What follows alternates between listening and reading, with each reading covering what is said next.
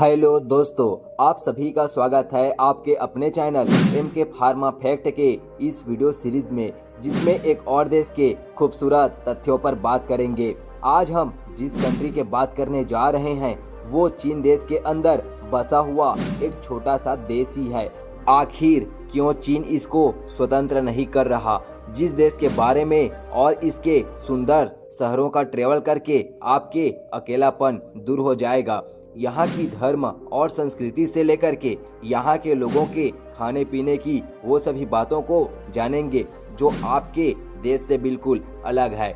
जहाँ के सुंदर पर्यटक जगहों को भी जानना आपका हक बनता है। दोस्तों, तो हम बात करने जा रहे हैं ताइवान देश की। क्या इसे देश कहें या राज्य? कई लोगों के मन में यह सवाल उठता होगा, आखिर क्या बोलना चाहिए? तो आगे हम पूरी बात जानने वाले हैं। चलिए आपको लेकर चलते हैं ताइवान कंट्री की एक छोटी सी लॉन्ग ड्राइव पर। दोस्तों, पहले इसके इतिहास को जान लेते हैं जो आपके लिए और भी जरूरी है।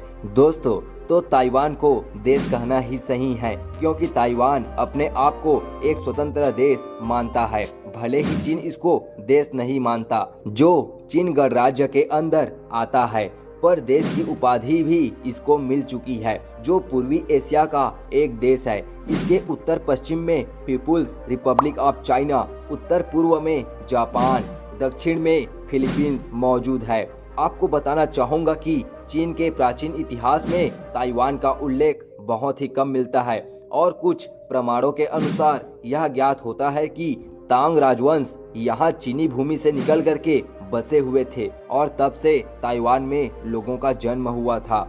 दोस्तों, वैसे तो ताइवान भी कभी कब्जा हुआ करता था, जहां आज भी चीनी देश के अंदर जीवन व्यतीत कर रहा है।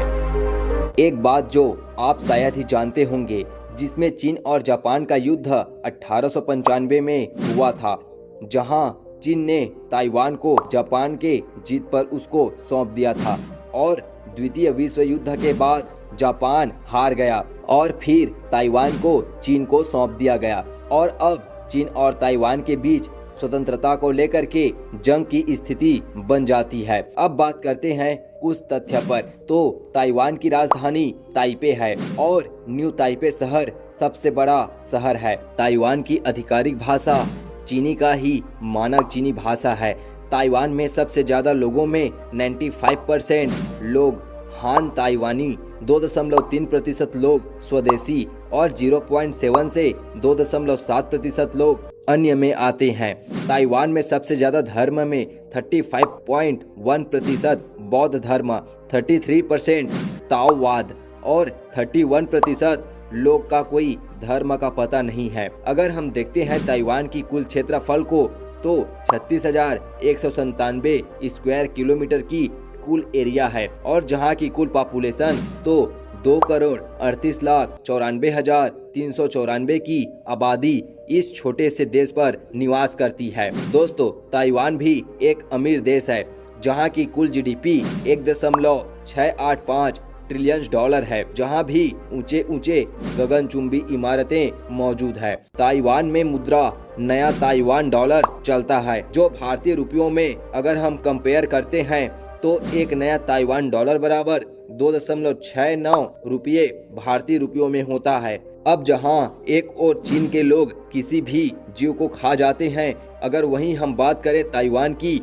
तो ताइवान में लगभग 14% लोग शाकाहारी हैं। ताइवान में आए दिन भूकंप आती रहती है, पर फिर भी यहाँ 509 मीटर ऊंची ऊंची इमारतें खड़ा कर दिया गया है। ताइवान को पहले पुर्तगाली सुंदर द्वीप कहते थे। दोस्तों, ताइवान उन देशों में शामिल है जहां सोने के मामले में 5वां नंबर पर यह ताइवान आता है, और जहां सोना बहुत ही सस्ता है। ताइवान में सबसे लोकप्रिय खेल है बेसबॉल, जो ताइवान के लोग बहुत खेला करते हैं। दोस्तों, पृथ्वी में जितनी आबादी वाली द्वीप मौजूद है, उसमें ताइवान का द्वीप सबसे ज्यादा आबादी वाला द्वीप है।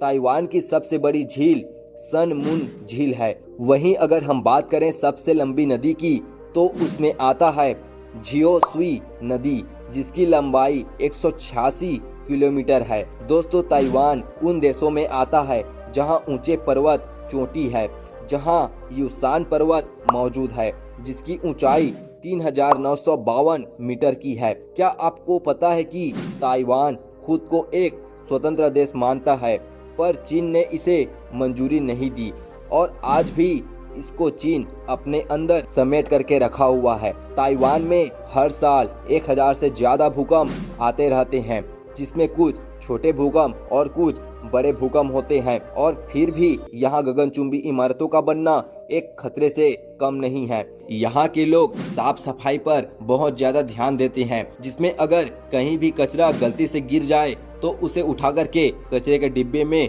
हर कोई व्यक्ति डाल देता है। दोस्तों, ताइवान को एशिया फेस मास्क कैपिटल भी कहा जाता है, क्योंकि ताइवान के अंदर फेस मास्क पहन करके हमेशा लोग रखते हैं, जहां बीमारी और प्रदूषण से बचने के लिए इसको किया जाता है।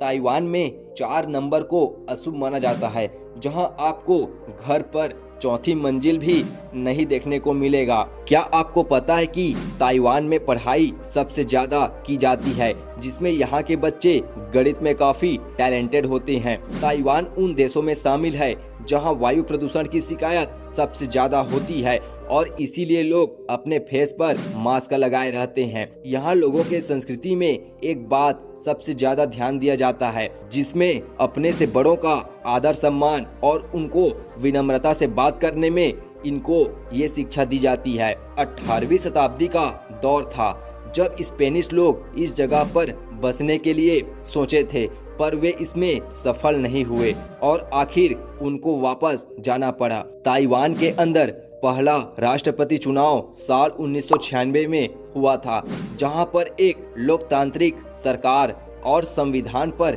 ज्यादा जोर दिया जाता है, जहां संविधान का पालन करना सभी के लिए कंपलसरी है। ताइवान एकमात्र देश है जहां गर्मियों के दिन बेहद सुहावना होता है, और इसी दिन हर दिन दोपहर के समय बारिश भी होती है, यानी कि गर्मी में बरसात का मौसम काफी सुहावना होता है। ताइवान में पाया जाने वाला काला भालू इस ताइवान का राष्ट्रीय प्रतीक है। जहां एक और इतना खुशहाल देश मानते हैं, वहीं यह देश सफेद रंग को मृत्यु का प्रतीक मानता है और वहीं लाल रंग को सौभाग्य का प्रतीक मानता है। दोस्तों, आपको शायद ही पता होगा कि सबसे पहले नूडल्स और बबल टी का आविष्कार ताइवान में किया गया था। ताइवान के प्राकृतिक संसाधनों में मुख्य रूप से कोयला, प्राकृतिक गैस, चूना पत्थर, संगमरमर और अभ्रक ये सभी पाया जाता है।